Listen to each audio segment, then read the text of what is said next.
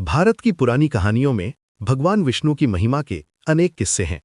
ये कहानियां हमें जीवन की सच्चाई सिखाती हैं और बताती हैं कि कैसे भगवान हमेशा अपने सच्चे भक्तों की रक्षा करते हैं। आज मैं आपको दो बहनों की एक ऐसी कहानी सुनाता हूं जो दिखाती है कि सच्ची भक्ति और दया का फल कैसे मिलता है और लालच का क्या अंजाम होता है। दीपा और रूपा दो बहनें थीं जो बचपन में एक ही घर में पली बढ़ी थीं, लेकिन समय के साथ उनकी राहें अलग हो गईं। दीपा भगवान विष्णु की सच्ची भक्त थी।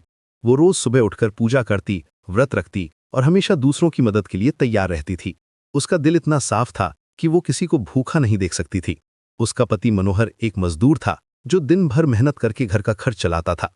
वे गरीब थे लेकिन खुश थे क्योंकि उनके पास एक दूसरे का प्यार और भगवान का आशीर्वाद था। दूसरी तरफ रूपा बहुत अमीर थी। उसके पास बड़ा घर था, सोने के गहने थे, पैसा था। उसका घर हमेशा चमकता रहता था और नौकर चाकर उसकी सेवा में लगे रहते थे, लेकिन उसके दिल में दया नहीं थी।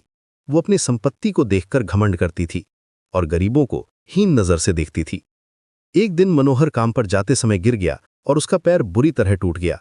डॉक्टर ने कहा कि 1 महीना आराम करना होगा, लेकिन 1 महीना बीत गया, फिर भी उसका पैर ठीक नहीं हुआ। दर्द इतना था कि वो चल भी नहीं सकता था। घर में खाने के लिए कुछ नहीं था। दीपा के छोटे बच्चे भूखे रो रहे थे और उनकी आंखों में आंसू देखकर दीपा का दिल टूट जाता था। दीपा ने सोचा कि रूपा बहन से मदद मांगनी चाहिए। आखिर बहन है, जरूर मदद करेगी। वो रूपा के भव्य घर गई। रूपा ने पूछा, क्या बात है, कैसे आना हुआ? तुम इतनी चिंतित क्यों हो? दीपा ने अपनी परेशानी बताई और कहा, क्या तुम मुझे कुछ पैसे उधार दे सकती हो? बच्चे भूखे हैं और मनोहर का पैर अभी भी ठीक नहीं हुआ है। रूपा ने तुरंत मना कर दिया। उसने कहा, बहन, मैं तो तुम्हारी सहायता करती, पर अभी तुम्हारे जीजाजी घर पर नहीं हैं। मैंने बिना पूछे पैसे दे दिए तो वे नाराज होंगे। ये सिर्फ बहाना था। सच तो ये था कि रूपा को अपना पैसा देने का मन नहीं था। दीपा का दिल टूट गया। उसकी आंखों में आंसू आ गए। वह उदास होकर घर लौट आई। घर में सिर्फ थोड़ा सा आटा था। उसने रोटी बनाई और बच्चों को खिलाई। खुद के लिए कुछ नहीं बचा था, लेकिन उसने कुछ नहीं कहा। शाम को एक बूढ़ी औरत दीपा के दरवाजे पर आई। वह बहुत कमजोर लग रही थी और उसके कपड़े फटे हुए थे। उसने कहा, बेटी, मुझे भूख लगी है, क्या तुम मुझे कुछ भोजन करा सकती हो? दीपा के पास कुछ नहीं था, लेकिन उसने सोचा कि ये बूढ़ी मां भूखी है। उसने कहा, अम्मा, घर में ज्यादा कुछ तो नहीं है, क्योंकि मेरे पति घर से 1 महीने से काम पर नहीं गए हैं। मैं कुछ इंतजाम करती हूं। दीपा ने अपने लिए बचाई हुई आखिरी रोटी उस बूढ़ी औरत को दे दी। बूढ़ी औरत खुश हो गई। उसने कहा, बेटी, तू बहुत दयालु है, मैं तुझे ढेर सारा आशीर्वाद देती हूं। फिर उसने एक तांबे का बर्तन दीपा को दिया और कहा, इसे अपने पूजा के स्थान पर रखना। रोज सुबह इसमें हाथ डालना। उसमें जो भी कुछ मिले उसका उपयोग अपनी जरूरत के लिए करना, पर याद रहे कि केवल तू ही इससे कुछ निकाल सकेगी। यह कहकर बूढ़ी औरत गायब हो गई।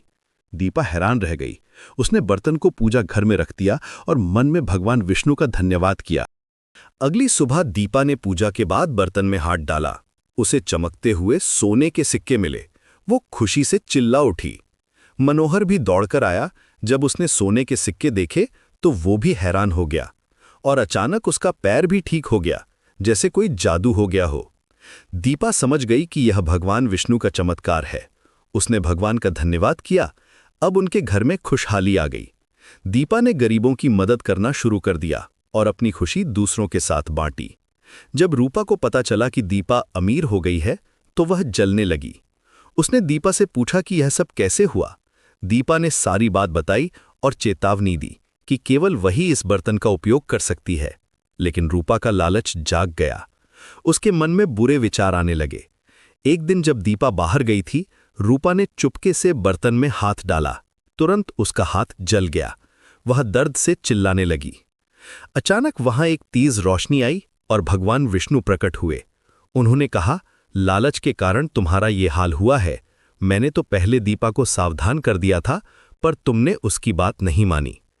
रूपा डर गई और माफी मांगने लगी। भगवान विष्णु ने कहा, मैं तुम्हें माफ करता हूं, लेकिन याद रखो कि लालच हमेशा दुख लाता है। दया और भक्ति ही सच्ची संपत्ति है।